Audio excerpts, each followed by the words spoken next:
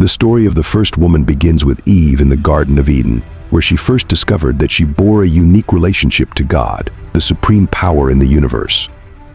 The great reality is not that she came from the rib of Adam, but that God created her and brought her womanly nature into being. The divine purpose for woman is found in the first part of the creation story. So God created man in his own image. In the image of God created he him, male and female created he them. Genesis 1:27. Here we find justification for woman's dominion. The fact that God did not give man dominion until he created woman is evidence enough of her exalted place in creation. Various theories regarding the origin of Genesis and the story of Eve, the first woman, have been proposed. Some scholars believe that parts of Genesis are based on myths and fables, while others call it a legend wrapped around fundamental spiritual truths. All Bible scholars agree that the story of creation was conceived by an ancient people to whom great spiritual truths were becoming known. How these truths became known and why, scholars cannot answer. Nor do they try to answer all the questions concerning the creation of the first woman. The significant fact is that this first woman was set in a pattern of sublime religious truths. The theme of the story is that God, seeing the incompleteness of man standing alone, wanted to find a helper for him. Not finding this helper among the birds of the air or the beasts of the field, God created a helper who was man's equal and who shared in the same processes of creation. God created Eve, whose name means life, not from the animal kingdom but from Adam's rib. The symbolism of the rib, taken from near Adam's heart, signifies the close relationship between man and woman. Welcome, dear friends, to another engrossing journey through the pages of the Bible on our channel, Discipleship Biblical Narratives. Today we explore the captivating story of Eve, the first woman and the mother of all humanity. Eve's story is a profound narrative filled with themes of creation, choice, and the unfolding plan of redemption. Her life teaches us about human vulnerability, the pursuit of wisdom, and the immeasurable grace of God. If you're inspired by timeless biblical stories that resonate with faith, heritage, and divine purpose, then you're in for a transformative experience. Before we dive deep into the life of Eve, don't forget to subscribe to our Discipleship Biblical Narratives channel to stay connected to the powerful lessons from Scripture. Be sure to activate the notification bell so you never miss an episode filled with insight and spiritual growth. Now, let's embark on this enlightening journey together. The real essence of the story is that man and woman were made for each other. Woman is bone of man's bone and flesh of his flesh. They are not complete until they are together. The oneness of man and woman in true marriage is fully expressed in Genesis 2:24. Therefore shall a man leave his father and his mother, and shall cleave unto his wife, and they shall be one flesh. Marriage emerges not as a civil contract but as a divine institution.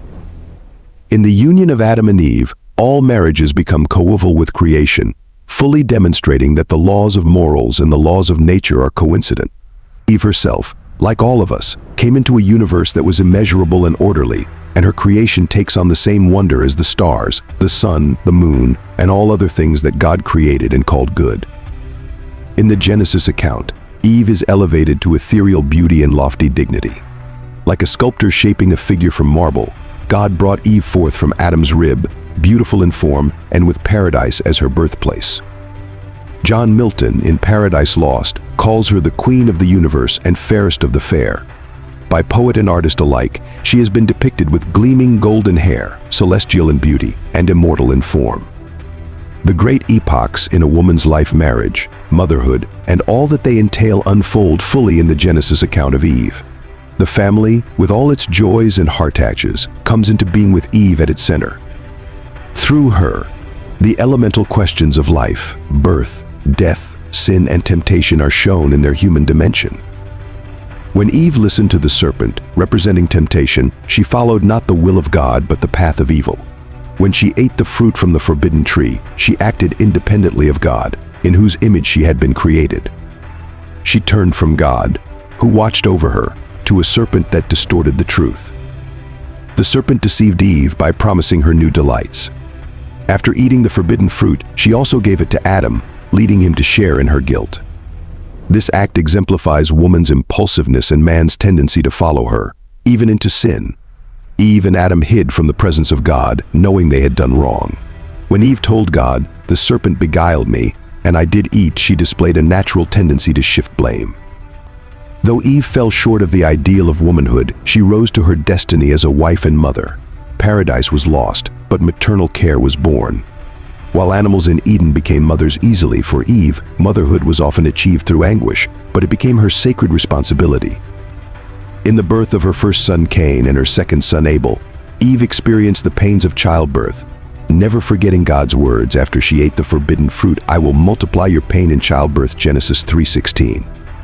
When her first son was born, Eve exclaimed, "I have gotten a man from the Lord," Genesis 4:1. Eve recognized that her child came not just from her but from God. Later she gave birth to a second son, Abel, whose name means breath or fading away. Eve saw her sons grow to be different in nature and interests, and she discerned signs of jealousy between them. Eventually, Cain killed Abel, bringing Eve deep sorrow. After a long time, Adam was 130 years old when Eve gave birth to Seth, whose name means to appoint or to establish. Eve took new courage, saying, "God hath appointed me another seed instead of Abel, whom Cain slew," Genesis 4:25. Seth's lineage would lead to Jesus Christ. Eve lived on through Seth and his descendants, who called upon the name of the Lord, Genesis 4:26. Twice in the New Testament, Eve is mentioned. Paul reminds the Corinthians that they, like Eve, are in danger of being led away from the simplicity of Christ's teaching and could be harmed by the subtlety of the serpent, 2 Corinthians 11:3. Paul, in his letter to Timothy, writes that Adam was first formed, then Eve, and that woman being deceived was in the transgression, but she can be saved in childbearing if she continues in faith and charity and holiness with sobriety, 1 Timothy 2:13-15. Returning to Genesis, we see that both male and female were created in God's image. Despite Eve's transgression, she remains a reflection of God's purpose and grace, showing that even in failure, there is the potential for redemption and restoration.